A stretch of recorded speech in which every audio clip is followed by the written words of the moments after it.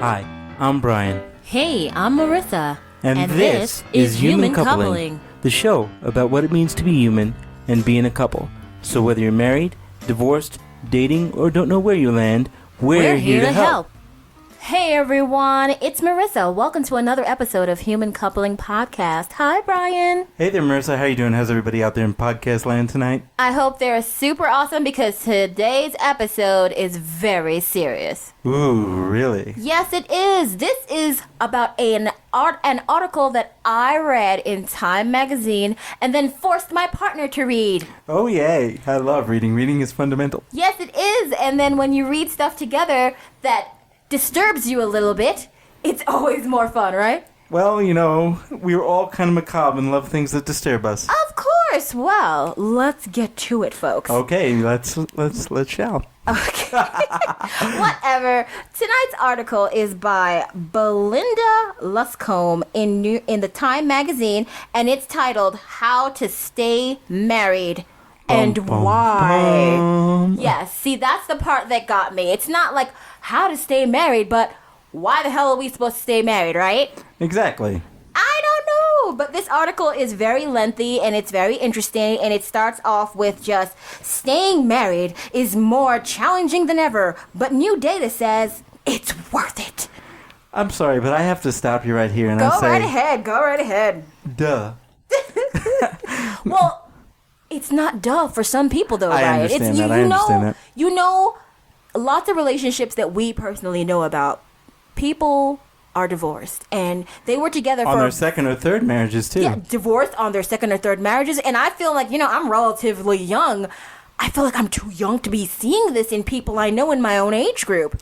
You know, and I saw it even before we were married, believe it or not. Stop it right now, because that freaks me the hell out, okay? I know, we just passed a pretty big milestone in our marriage, actually. We just passed the 7-year milestone, which is pretty big. Now, is 7 year a big milestone? I thought 10 years. People I don't know. They just thinking talk about decades. the 7-year itch, so I don't know. A 7-year itch. I haven't heard that in forever. I know, right? I know. 7-year itch. What the hell is that? I know. But, one of the things, we should go back a little bit before we go too far into this article. Okay. And talk about, the evolution in marriage, at least within the mid of the 20th century to the latter half of the 20th century into the early 2000s. So marriage used to not be a thing that was just done for love. It was done for a lot of reasons. Yes. It was done for practicality. Yes. It was done for money. It was done for solidarity in families. It was done to increase families' wealth. Of course. Number one thing. And then the number one thing really was to continue the family legacy, continue the family name, right? Yeah, and grow the business. That's all it was. Marriage in the olden days was a business. You got a dowry if you wanted a wife. You got all that stuff. Things came with the marriage. It wasn't just, hey, cute boy, hey, cute girl, let's get married. It wasn't any of that cutesy crap. No, not at all. This was a business decision. Remember that wonderful documentary we were watching about the pubs in Ireland? Yes, and that's the thing I was just thinking about. Yeah, and how they spoke about, they had this little place in the bar where people used to come in and make these deals, these marriage deals, in this little corner there. It's referred to as a snug, actually. Snug, yes. Oh, it was so amazing. They're like, yeah, people would come, they'd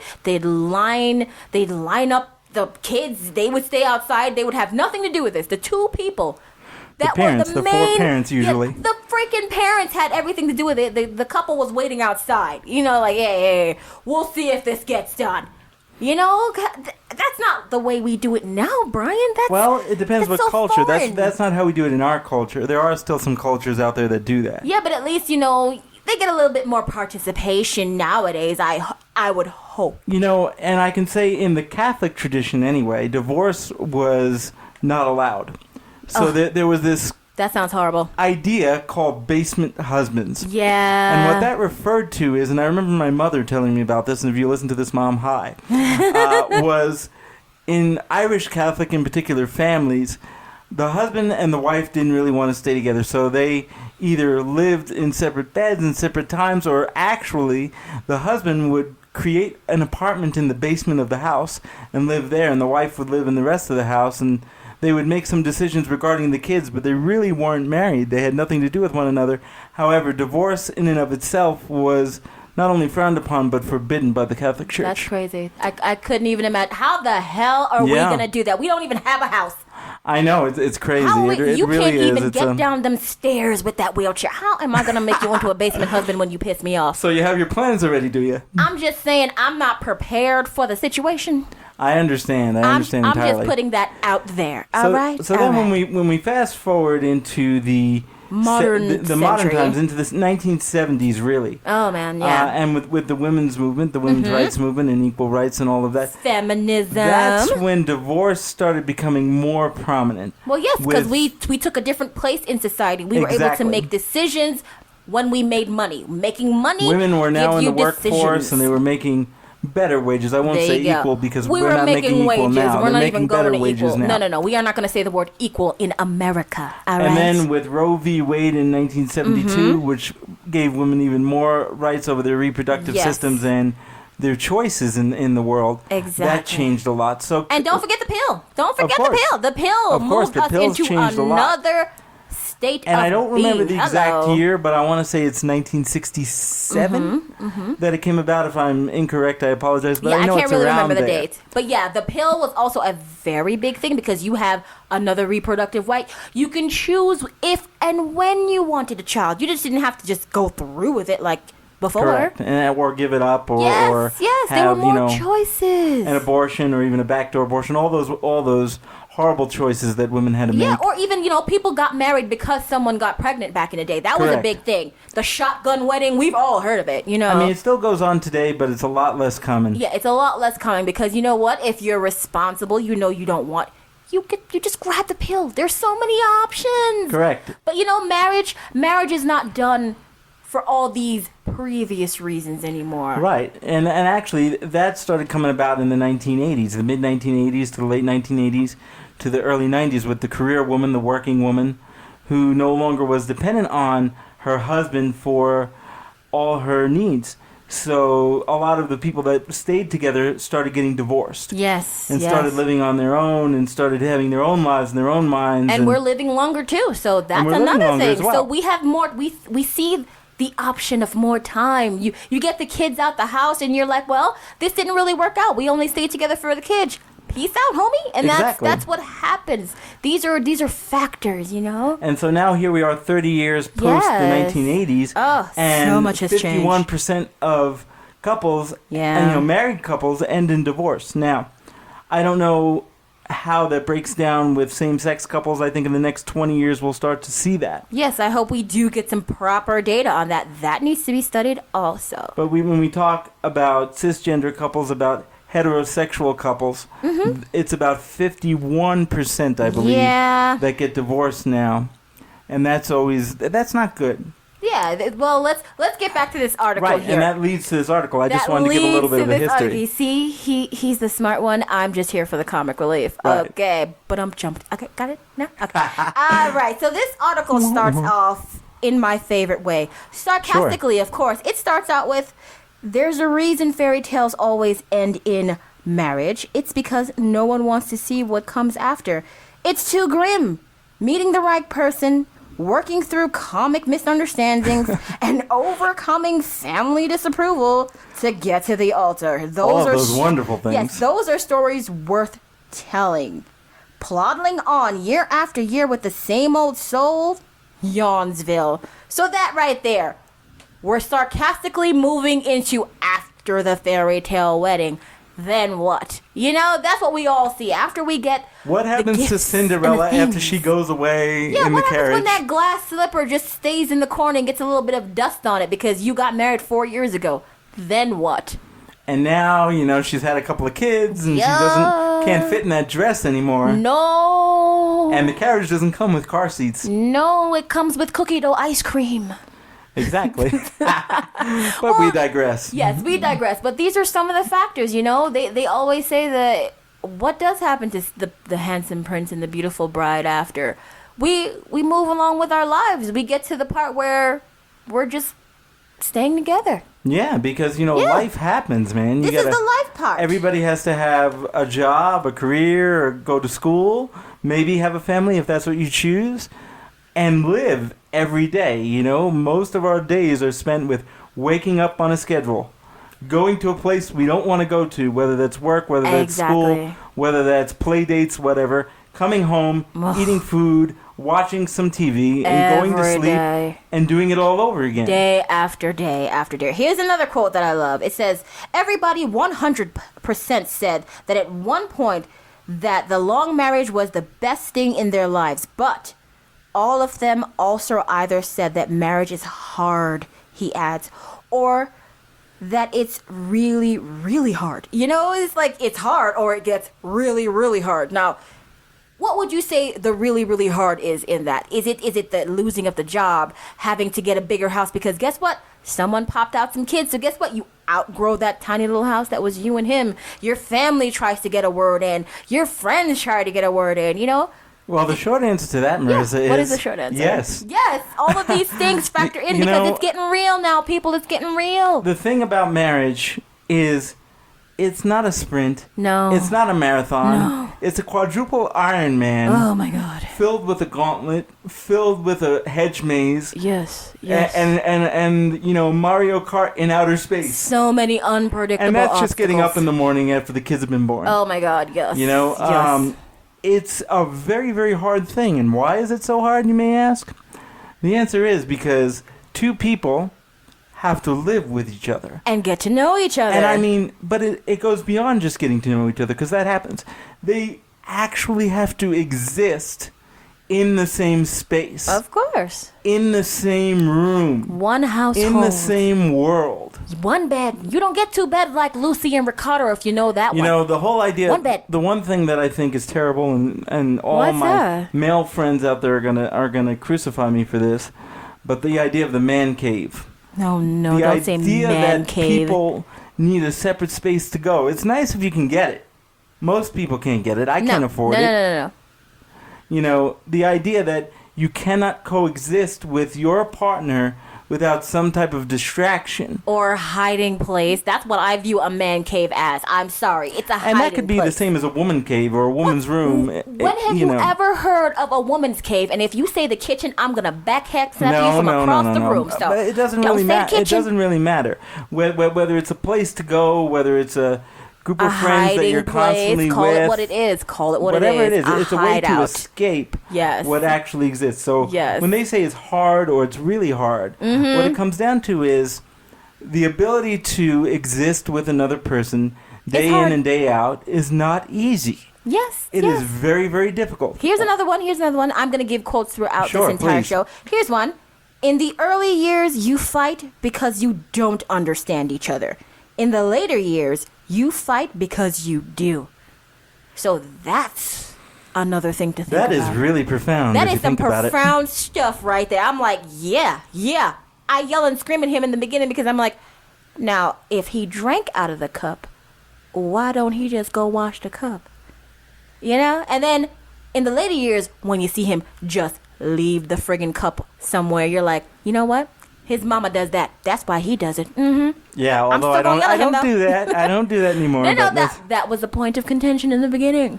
But now, many years ago. I understand who is, so it's fine. But it's more than just that. That's an easy representation. We have to give small representation. We don't have time to delve into the background psyche of this couple. Oh, no, we don't want none of that. No, we're not going to do that. We don't want none of that. But the truth is, okay, when we first got together, Marissa had never lived with anybody but her family. No, of course not. She'd never lived on her own. No. She'd never been with anybody but those lovely people that she is blood related to. I was but a child. And they have their own weird ways of doing things, like we all do. Of course we do. And when she got with me, and I didn't do things the way her family did. And as a matter of fact, we communicated a lot more than she was used to. The house that she grew up in, everybody just kind of did their own thing and existed around each other, but didn't have to actually intertwine, because guess what? Nobody's married. Everybody just lives there. Yeah, we're just all hanging out. But now we lived together. Our house was our house. We bought all this crap 50% together. hers, 50% mine. And now, whether you like it or not, you're going to have to live with this motherfucker. Of course. Whether you like it or not. And that goes on both ways. And that's very difficult. That's fine. Because you know what? You know what the other side of that is? Yes. Think about getting divorced. Think about, we came into this couple together. We moved out of state together. We bought every piece of furniture and items and knick-knack and stupid thing that's all up on the walls and doilies. Every single thing in this house is mostly, we bought it together. Think about how daunting it is to take all these 4 rooms in this house and break them apart piece by piece down to the last napkin. So, That's it's hard. really crazy. And now when we argue, and we do argue, of course we argue about things that matter. We argue about things that it's not, oh, she doesn't understand me. She has to understand this, or he doesn't understand me. I understand him too much. We understand each other, and we've got to come to a compromise Yes, we do. on some shit that's really hard to come to a compromise. It's not whether, we eat pizza or tofu. No. It's, do we, buy a house? Yes. Do we move out of state? Does he leave his job? Do we pack up our shit? Do we move to another state? Is this going to be better for us? Will this provide us a better life? Is this the right idea going into the unknown? Try doing that. That's do we not have a fun. family? Do we stay just the two of us? This is not easy questions. As you folks. get older, the family situation, if at this age and at this point in this long, long relationship, we have no children, how do you sit down and have that serious talk? Sweetie, are we going to have kids? Is having kids a good idea with our financial situation and your medical needs? Exactly. These are some hard situations that you have to sit down with a trusting partner who knows you, who can argue fairly, because arguing like an idiot, it's fun. Yes, you can say some hurtful shit and knock him down, but at the end of the day, what does it do for you? Nothing. Right. You poke a hole into your relationship every time you fight like a slap boxer. It's not a good idea. All right? Exactly. And rules first. And from the clinical point of view, because I feel that I need to put that in there. Do your thing, honey. It's one of those things where I've said this several different times, that there's person A, person B, and then there's person C, who is the being of the relationship. And oftentimes the being of the relationship really suffers when person A and person B can't really find the middle ground. And a lot of times when marriages break up, and what I see, or relationships break up, when I see in my work, is because that middle ground is not being able to be found. Because it's not as simple as they show it on TV. Well, this person's completely right and this person's completely wrong. Nine times out of 10. No, it's not 9 wrapped times out up of 10 in 30 minutes. Not wrapped up. Both parties have a very, very, very good point. Yes, we do. And they have a solid point on, if either of the other people in the relationship acquiesce to the other person, you could live solidly. So it's not like one is a definite right answer and one is a definite wrong answer. So when you're in that middle stage like we are now, this is the time when a lot of folks struggle. Yes. When they decide, are they going to move forward or aren't they going to move forward? And sometimes they make decisions to move forward even when they don't want to, and that's when it breaks up later on. Yeah, because you don't understand each other and it was just a split decision. Don't do that. That's when we spoke to a friend of ours that was talking about marrying someone, their brother married someone who was really religious, and he literally flipped a coin and said, I don't give a shit about the religion, but I want to be with this woman. But when you look in the mirror 10, 15, 20 years from now, are you going to say, holy shit, what did I do? What did I compromise about myself? And now where do I stand? Yeah. So it's not an easy thing to do. Yeah, you should never lose yourself for a relationship. That's just silly because you're going to eventually, down the line, get very unhappy with pretending to be the jackass that you're pretending to be. You're not that person. She's making you be that person, or he's making you into that person, and you're just doing it because you want them to be happy and you want them to love you. So it's okay to change a little bit of your personality, right? Yeah, not a big deal. No, not at all. It is a big deal. It's a big deal after 20 years pretending to like going to play golf all the time, or crocheting and knitting with her, watching rom-coms, pretending to be a sci-fi nerd and being into books and comics and going to comic fests. And then people say, well, I never knew that you didn't like that. Exactly. You just go, well, I just went along with it because you liked it. We try our best not to do that. No, because I'm not trying to do some boring shit just to please him. I look into his likes and dislikes, and sometimes, okay, I know that he likes these series of books called The Dresden Files. That's his favorite. So I did take it upon myself to read 2 of those books so I can at least know the characters and have something to talk about him with. But that was my own personal decision. He didn't come and say, hey, baby, you want to read this? Nope. I took it upon myself. Now, if you want to do that, great. You're making good strides into being a good couple. But don't just do it for them. Do it because you want to be interested in their interests.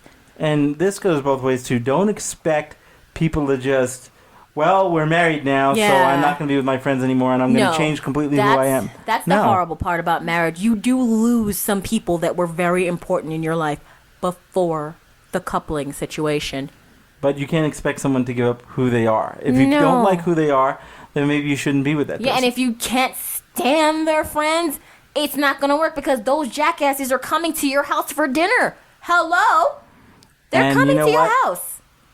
It's going to take a while before he takes you over them. Yeah, that's going to be hard because you know they have their little fun nights. Bros before hoes, right? No. Well, is it, as we're coming toward the end of our show here, believe it or not, Marisa. Believe it or not, right?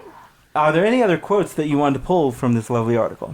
This article was filled with tidbits about statistics on, being a college graduate and how that affects your marriage, your race affecting your marriage, the number of Hispanic couples. It's just race, religion, all things like that affect the modern marriage. But at the end of the day, it's good to be together because financially, and we all know what's up in the world financially today, having a dual income if you can, having a steady life to show your kids and to make good people that are going out into the world, knowing that being in a couple and being monogamous and being wonderful together is great, is good because family will always win in the end. So if you can stick it out and there's nothing major going on, either major personality conflicts or, God forbid, any kind of abusive behavior. Now, I do not condone being involved in a relationship that has any kind of abusive behavior. We're not talking about that.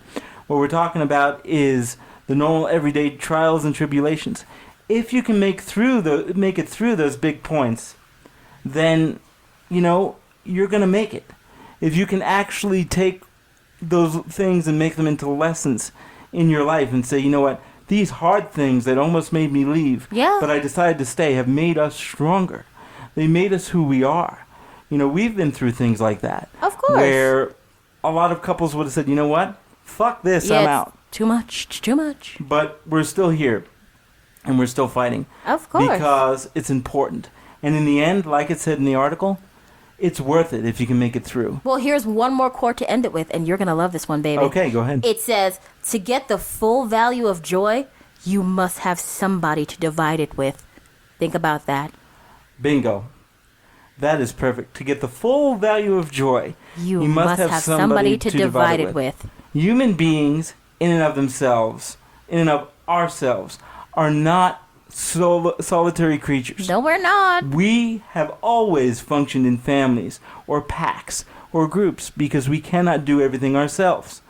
I think that people that stay single for their entire lives, they end up becoming a little crazy. Yeah, they're missing out on something. They're missing good. out. There's a big piece of them that's missing out. Yeah. And they can come up with 1,000,001 different excuses why being single is great and why they love it, but they usually wind up being very sad.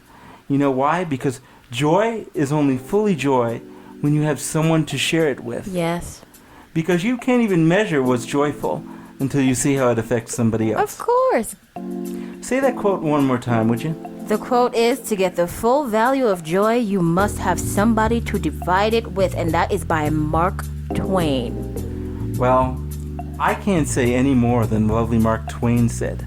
The brilliant Mark Twain said. The brilliant Mark Twain. What up? So even though this is a little different show for us, it's still about coupling, Brian, so it works. Haha. And that's all I have to say on the subject. That's all I have to say also. So, bye-bye now. Hey out there in podcast land, it's Brian from The Couple. Do you want more of the laughter, love, and hijinks that is the Human Coupling Podcast? If so, like us on Facebook, friend us on Facebook, subscribe to our YouTube channel, Follow us on Twitter. Follow us on SoundCloud. Follow us on Google+. Would you like to let us know how we're doing or let us know how you're doing? Or do you have an idea for a show topic? If so, send us an email at humancoupling@gmail.com. Hope to hear from you soon. Bye-bye now.